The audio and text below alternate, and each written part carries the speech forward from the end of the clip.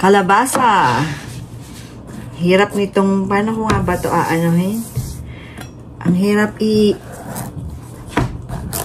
magagata po tayo ng kalabasa, kaya lang ang hirap nitong katayin. Ano, para akala mo baboy, no? Ako, kailangan ng malaking braso. Huwag lang mahiwa. At ako ay parang mahihiwa. Yan! Look! Ganda! Alam mo po, matagal na tong kalabasang to. Pwede palang magtagal ang kalabasa, no? Ito po ay nung pang apple picking. Hindi ko pa po ito na luluto kasi walang time. Igagata ko po ito sa dapat gusto ko sana nito ano ba yan? Sa alimasag. Lalagyan ko siya ng sitaw. Kaya lang sabi ko wag na, puro na lang kalabasa. Hipon na lang po ang ilalagay ko. Yan. Ito po ang ating ulam today. Squash. Hindi kita ang mukha, pero andito po ako. Magbabalat po tayo ng squash. Medyo mahirap balatan. Pero kayang-kaya namang balatan. Yan, ito po. Busy ang beauty. Pagluluto.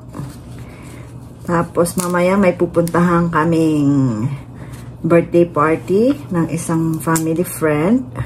Which is, we will see Kael Elkins there. Yan. Birthday po ng anak ng isa naming kaibigan. Tapos pupunta po kami doon. Babalatan ko lang po muna to. Ayan, natapos na din sa paghihiwa ng kalabasa. Yan, hinihiwa na po natin. Hindi pala naka-on. Ang aking asawa ay nasa likod ko lang. Teamwork. Siya naman ay naglalaga ng mais. May pasok po siya ngayon, maya-maya. Masipag po at may gusto siyang bilhin. Soundbar para sa bagong TV. Medyo mahal ang kanyang nagustuhan. Siyempre po ay siya ay boss lover. Mahilig po siya sa sounds, audio. Yan.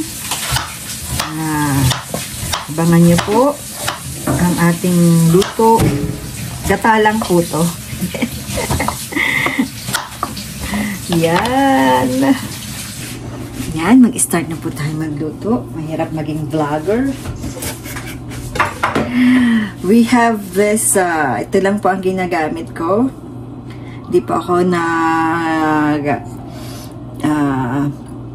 promote, but this is I use here in Toronto. Coconut milk. Yan. Hindi pa pala naka-on ang ating kalan.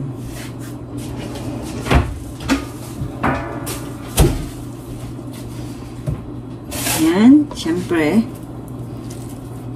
we have this garlic, onion, and ginger.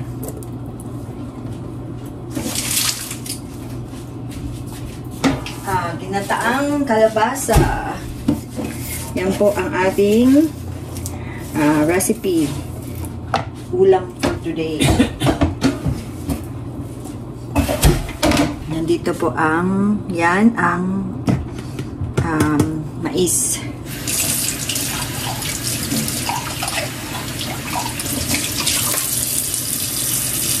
Yan, dito po. Alin mo muna yan at ano tayo.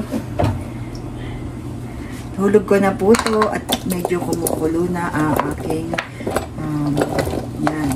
Yan po tayo ngayon. Ginataang kalabasa.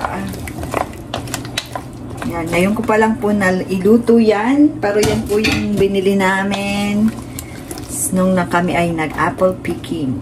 Yan po ay akin mo nang simmer. Kumukulo na po ang ating. So we put pepper. Tapos ang ating, of course, magic sarap.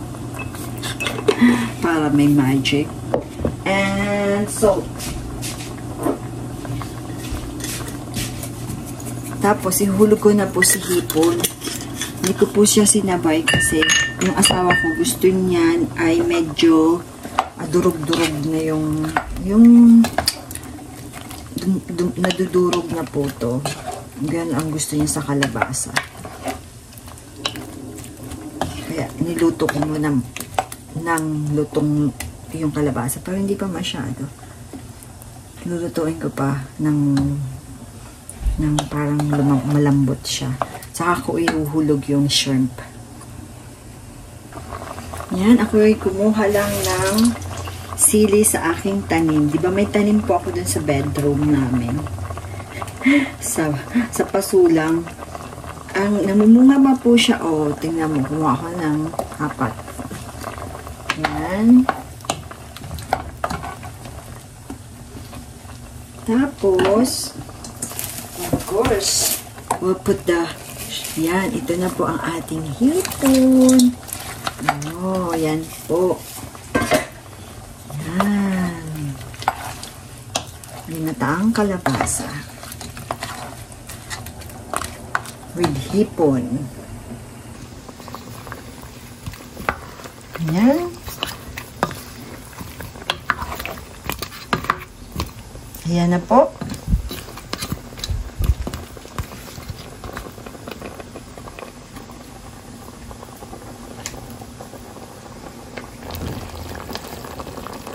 Ito na po ang ating coconut milk. Gusto siyang lagyan ng dahon ng malunggay. Wait lang po. At kukuha tayo ng dahon ng malunggay. Hindi po sa puno. In the freezer. Because we have a frozen malunggay. Yan. Nilagyan ko po ng frozen na dahon ng malunggay. Para na talaga ang sarap. Yan.